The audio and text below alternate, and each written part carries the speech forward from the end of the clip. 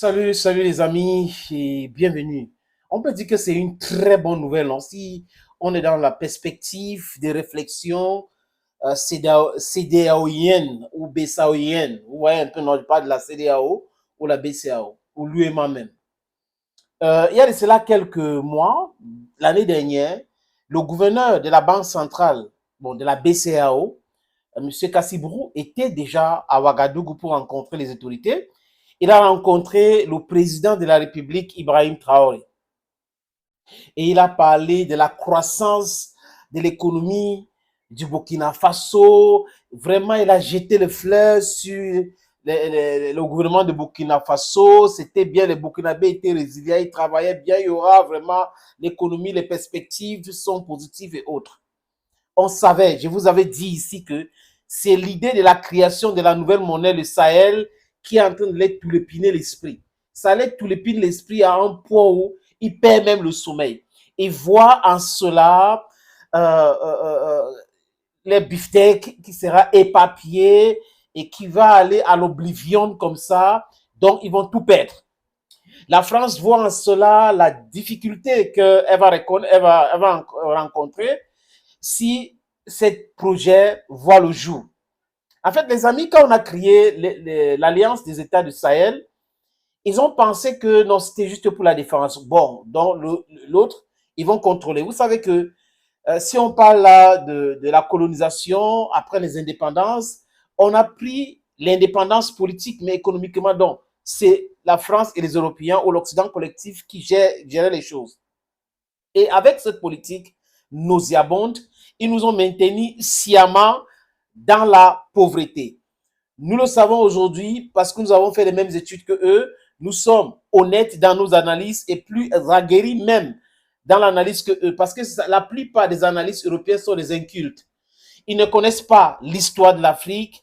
Ils connaissent en partie l'histoire de l'Europe. Ils ne connaissent pas l'histoire de l'Afrique et de l'Europe pour la plupart. Donc, du coup, ils ne peuvent pas être corrects, équilibrés dans leur façon d'analyser.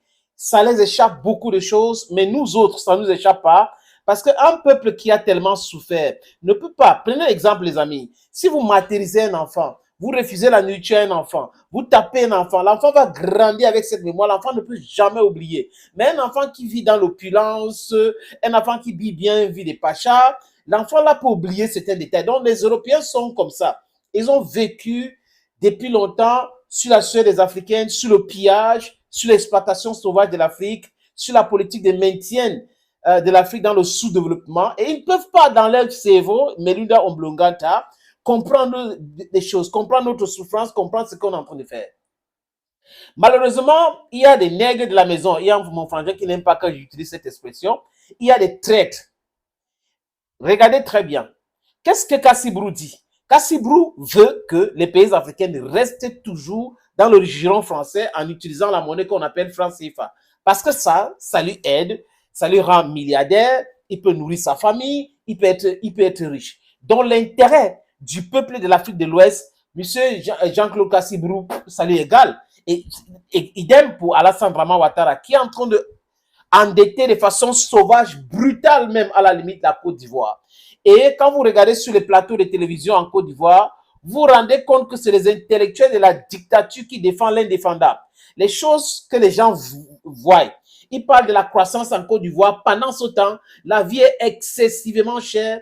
Les factures augmentent tous les jours. La cause, les amis, c'est le Fonds monétaire international et la Banque mondiale. Donc, la main qui donne, c'est celle même qui dirige.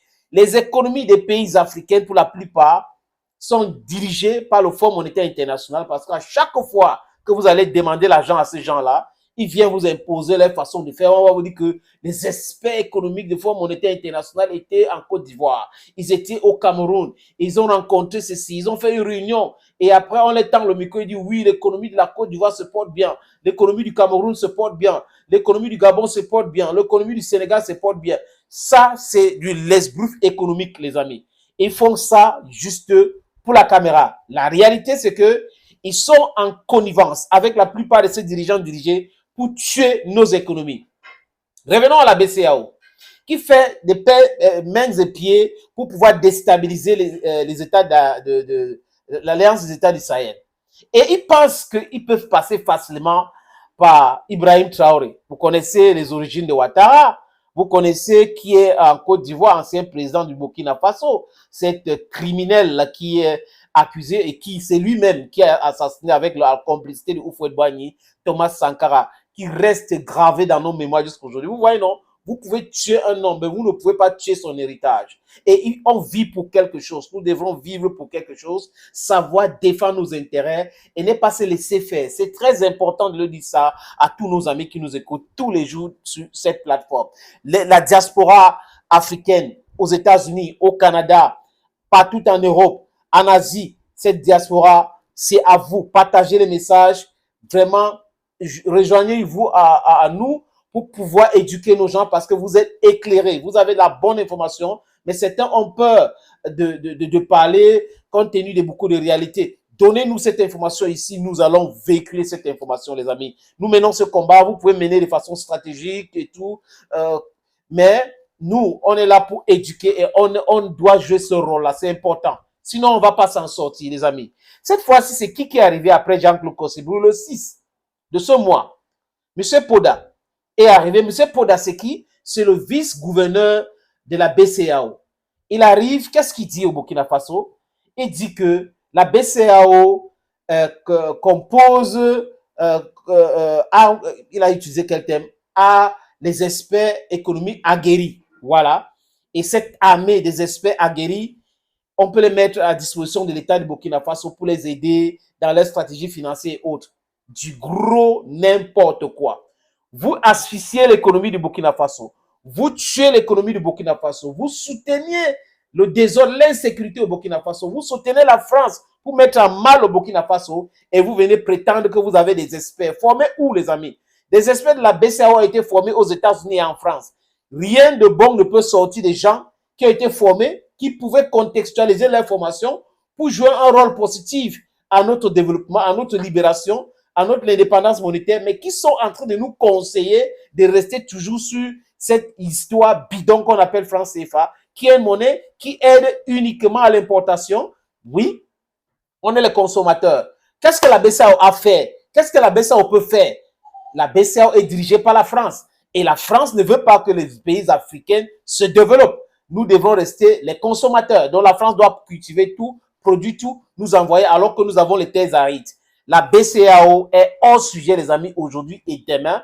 Et Ibrahim Traoré et ses ministres, de leur faire confiance. C'est des gens qui sont animés par une sagacité très importante. C'est des gars qui sont, comment on appelle ça en anglais, common sense, qui sont sages. Vous voyez, les amis. Donc, ils vont les recevoir, ils vont les écouter et ils vont faire le contraire. Parce que ce qui est bien pour l'économie du Burkina Faso, l'économie du Mali, l'économie du Niger et les économies de l'Afrique, c'est la création d'une monnaie pour faire les affaires avec les autres, avec notre monnaie. C'est uniquement comme ça que nous pouvons être compétitifs.